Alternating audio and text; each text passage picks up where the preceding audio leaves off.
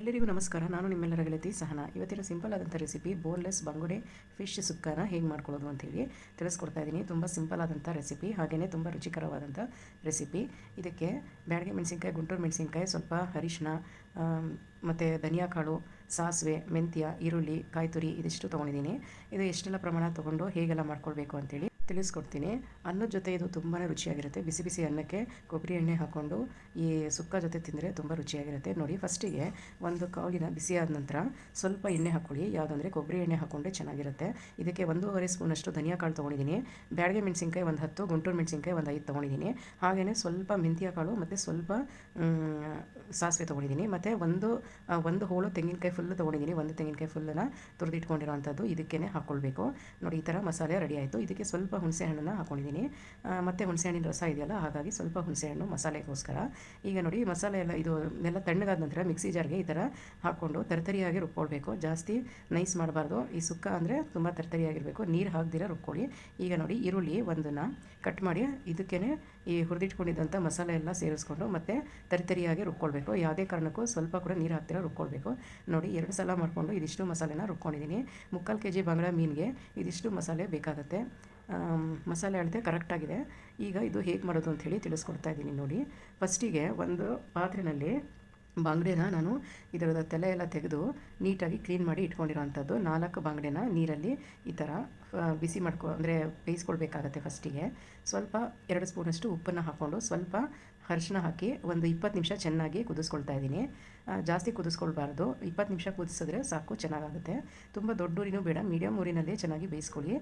ಇದು ಬೆಂದ ನಂತರ ಇದರಲ್ಲಿ ಒಳಗಡೆ ಇರೋ ಮುಳ್ಳೆಲ್ಲ ತೆಗಿಬೇಕು. ಇದೇ ಬೋನ್ಲೆಸ್ ಸುಕ್ಕ ಅಂತ ಹೇಳೋದು. ನೋಡಿ, ಇವಾಗ ಚೆನ್ನಾಗಿ ಒಂದು ಕುದಿ ಬಂದಿದೆ. ಈಗ ಸ್ಟವ್ ಆಫ್ ಮಾಡ್ತೀನಿ. ಸ್ಟವ್ ಆಫ್ ಮಾಡಿ ನೀರಿನಿಂದ ಅದನ್ನು ಮೀನೆಲ್ಲ ತೆಗೆದು ಒಂದು ಪ್ಲೇಟ್ನಲ್ಲಿ ಇಟ್ಕೊಳ್ಬೇಕು. ಅದೇ ನೀರಿನಲ್ಲಿ ಜಾಸ್ತಿ ಹೊತ್ತು ಬಿಟ್ಟರೆ ತುಂಬ ಹೀರೋಗ್ಬಿಡುತ್ತೆ. ಸೊ ಮೀನು ಮುಳ್ಳೆಲ್ಲ ಅದರಲ್ಲೇ ಬಿಚ್ಕೊಂಡ್ಬಿಡುತ್ತೆ, ಸರಿ ಬರಲ್ಲ ಸುಕ್ಕ ಮಾಡೋದಕ್ಕೆ.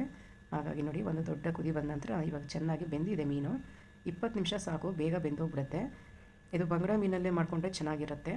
ನೋಡಿ, ತುಂಬ ದೊಡ್ಡ ಸೈಜ್ ಬಂಗಡ ಮೀನು ಇರುವಾಗ ನಾವು ಇದೇ ಥರ ಸುಕ್ಕ ಮಾಡ್ಕೊಳ್ತೀವಿ. ಇದು ಕೊಂಕಣಿ ಸ್ಟೈಲ್ನಲ್ಲಿ ಮಾಡ್ತಾಯಿದ್ದೀನಿ ನಾನು, ಕೊಂಕಣಿ ಶೈಲಿನಲ್ಲಿ.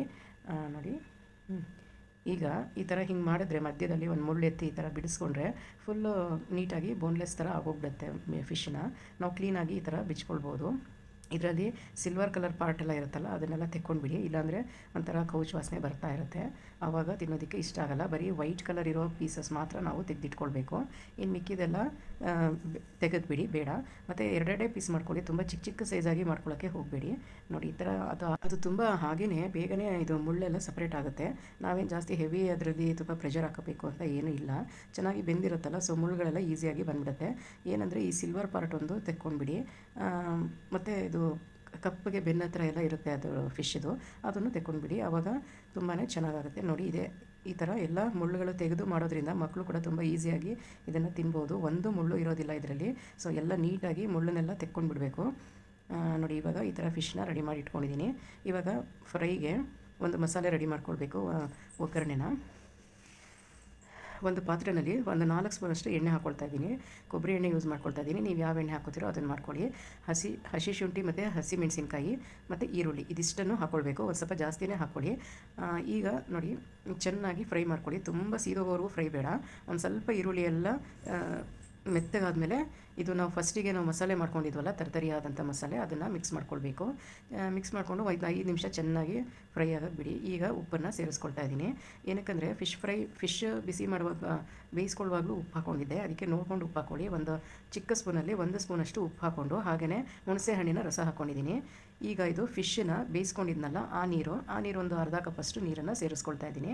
ಇದಿಷ್ಟು ಸೇರಿಸ್ಕೊಂಡು ಚಿಕ್ಕ ಉರಿನಲ್ಲೇ ಒಂದು ಸ್ವಲ್ಪ ಪ್ಲೇಟ್ನ ಮುಚ್ಚಿಟ್ಟು ಚಿಕ್ಕ ಉರಿನಲ್ಲೇ ಬೇಯಿಸ್ಕೊಳ್ತಾ ಇದ್ದೀನಿ. ಸೊ ಮಸಾಲೆ ಎಲ್ಲ ಚೆನ್ನಾಗಿ ಬೇಯಬೇಕು. ಫಸ್ಟಿಗೆ ನಾವು ಫಿಶ್ ಹಾಕ್ಬಿಟ್ರೆ ಎಲ್ಲನೂ ಕದರಿ ಎಲ್ಲ ಪೀಸ್ ಆಗೋಗ್ಬಿಡುತ್ತೆ, ಚೆನ್ನಾಗಿರಲ್ಲ. ಈಗ ನೋಡಿ, ಒಂದು 20 ನಿಮಿಷ ಆಯಿತು. ಚಿಕ್ಕ ಉರಿನಲ್ಲೇ ಫ್ರೈ ಮಾಡ್ಕೊಂಡಿದ್ದೆ, ಇದು ಚೆನ್ನಾಗಿ ಮಸಾಲೆನ ಬೇಯಿಸ್ಕೊಂಡಿದ್ದೆ. ಈಗ ಮತ್ತೆ ಒಂದು ಸ್ವಲ್ಪ ನೀರು ಹಾಕ್ಕೊಳ್ತಾ ಇದ್ದೀನಿ. ಫಿಶ್ ಬೇಯಿಸ್ಕೊಂಡಿದ್ನಲ್ಲ ಆ ನೀರು. ಮತ್ತು ಮುಚ್ಚಿಟ್ಬಿಟ್ಟು 1-2 ಸಲ ಇದೇ ಥರನೇ ಮಾಡ್ಕೊಳ್ಳಿ. ಆವಾಗ ಚೆನ್ನಾಗಿ ಉದ್ರುದ್ರಾಗಿರುವಂಥ ಮಸಾಲೆ ರೆಡಿ ಆಗುತ್ತೆ. ನೋಡಿ, ಸ್ವಲ್ಪ ತಳ ಸೀದು ಹೋಗದೆ ಇರೋ ಥರ ಎಲ್ಲವನ್ನು ಚೆನ್ನಾಗಿ ಮಿಕ್ಸ್ ಮಾಡ್ತಾನೆ ಇರಬೇಕು. ಈಗ ಇದಕ್ಕೆ ಫಿಶನ್ನು ಸೇರಿಸ್ಕೊಳ್ತಾ ಇದ್ದೀನಿ. ನೋಡಿ, ಸೇರಿಸ್ಬಿಟ್ಟು ಜಸ್ಟ್ ಮಸಾಲೆ ಎಲ್ಲ ಅದ್ರ ಮೇಲೆ ಹಾಕಿಟ್ಟು ಮುಚ್ಚಳವನ್ನು ಮುಚ್ಚಿಟ್ಟು 20 ನಿಮಿಷ ಚಿಕ್ಕ ಊರಿನಲ್ಲಿ ಮತ್ತೆ ಬೇಯಿಸ್ಕೊಳ್ಳಿ.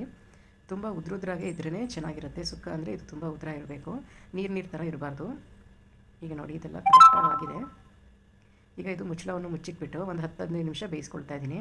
ಮತ್ತು ಇದನ್ನು ತೆಗೆದು ಎಲ್ಲನೂ ಈ ಥರನೇ ಚೆನ್ನಾಗಿ ಮುಚ್ಚಿ ನಂತರ ಇನ್ನೊಂದು ಸಲ ಪ್ಲೇಟ್ನ ಮುಚ್ಚಿಬಿಟ್ಟು ಇನ್ನೂ ಒಂದು 10 ನಿಮಿಷ ಚೆನ್ನಾಗಿ ಬೇಯಿಸ್ಕೊಳ್ತಾ ಇದ್ದೀನಿ. ಅಲ್ಲಿಗೆ ಮಸಾಲೆ ಎಲ್ಲ ಕರೆಕ್ಟಾಗಿ ಇಡಿಸಿರುತ್ತೆ. ಅದು ನಾನು ಹುಣಸೆ ಹಣ್ಣು ಕೂಡ ಒಂದು ಸ್ವಲ್ಪನೇ ಹಾಕ್ಕೊಳ್ಳಿ, ಹುಣಸೆ ಹಣ್ಣಿನ ರಸ ಜಾಸ್ತಿ ಹಾಕ್ಕೊಳ್ಳೋಕ್ಕೆ ಹೋಗ್ಬಿಡಿ, ತುಂಬ ಹುಳಿ ಆಗೋಗ್ಬಿಡುತ್ತೆ. ಇದು ಇವಾಗ ಕರೆಕ್ಟ್ ಮೆಜರ್ಮೆಂಟ್ ಆಗಿರುತ್ತೆ. ಐರನ್ ಕಡಾಯಿನಲ್ಲಿ ಮಾಡ್ಕೊಂಡಿರೋದ್ರಿಂದ ಬೇರೆ ಪಾತ್ರೆಗೆ ಇದನ್ನು ಹಾಕ್ಕೊಂಡು ಇಟ್ಕೊಂಡಿದ್ದೀನಿ. ಸೊ ನೋಡಿರಲ್ಲ ತುಂಬ ರುಚಿಯಾದಂಥ ಬೋನ್ಲೆಸ್ ಬಂಗುಡೆ ಸುಕ್ಕಿನೇ ಹೇಗೆ ಮಾಡ್ತೀನಿ ಅಂತ. ಇದು ಬಿಸಿ ಬಿಸಿ ಅನ್ನಕ್ಕೆ ಒಂದು ಸ್ಪೂನಷ್ಟು ತುಪ್ಪ ಅಥವಾ ಕೊಬ್ಬರಿ ಎಣ್ಣೆ ಹಾಕ್ಕೊಂಡು ತಿನ್ನೋದ್ರಿಂದ ತುಂಬ ರುಚಿಯಾಗಿರುತ್ತೆ. ಮತ್ತು ನೀರು ದೋಸೆಗೆ ಎಲ್ಲನೂ ಚೆನ್ನಾಗಿರುತ್ತೆ.